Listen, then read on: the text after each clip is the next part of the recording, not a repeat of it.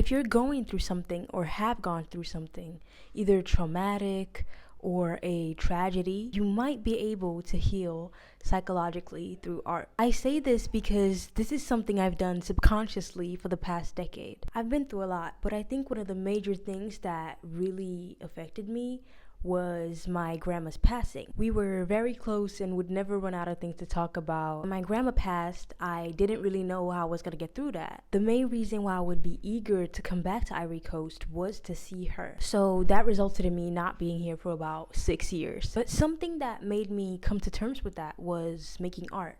It was drawing. I remember shortly after my grandma's passing, I drew this drawing of us sitting in heaven gossiping, which is something we often would do. So I made sure there was an image of us talking forever. Art really is self-expression, and expressing yourself and saying what's on your mind helps you heal, even if it's just writing down your thoughts to see what you're thinking. So if you are in a bad space in life and you're feeling down, try to do something where you can express yourself, no matter the art form. I recently saw a quote by Brian Mayhofer that said, "Your gifts and your wounds are often connected." That's why it can be so hard to own your gifts. In order to own your gifts, you have to be able to own the wound. I don't know why hearing that really hit hard, but I think it's true. Sometimes we don't make art even though we want to, simply because we're either not ready to face our own wounds or afraid of what's gonna come out of it, whether it be failure, the truth about how we feel, or just things that we aren't ready to discover about ourselves. That self-acceptance and self-discovery can be scary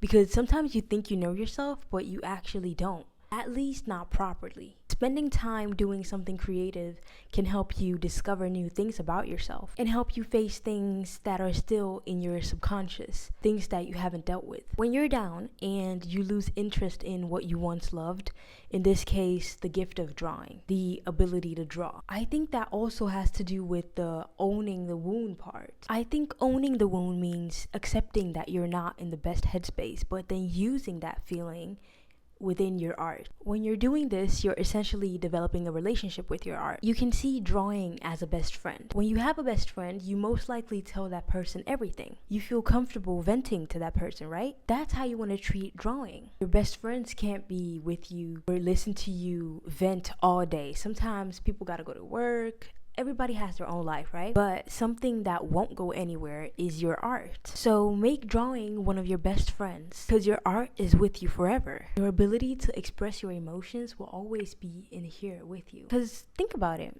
sketching is almost like writing a journal. Your sketchbook could be like a diary. Having someone to talk to 24/7 that is entirely in your control, like whether you draw or not, is almost like having a therapist. Art can be very therapeutic, especially when you don't focus on just improving. I know I always talk about, how to get better at drawing or how to improve, but everything doesn't have to be about improving. Sometimes you simply have to express yourself no matter the outcome, because art can help you. I'm not saying that making art or drawing is the medicine to everything either, because sometimes you just gotta go to the doctor for real. But art could be the medicine to certain things. It could help you more than you realize. I didn't really know how my art had healed me over the years until I really thought about the positive effects of just sitting down and drawing something. Now I noticed that with some artworks, they looked better because I was pouring my feelings into them without even knowing that I was doing that. It truly helped me get through some things in my life,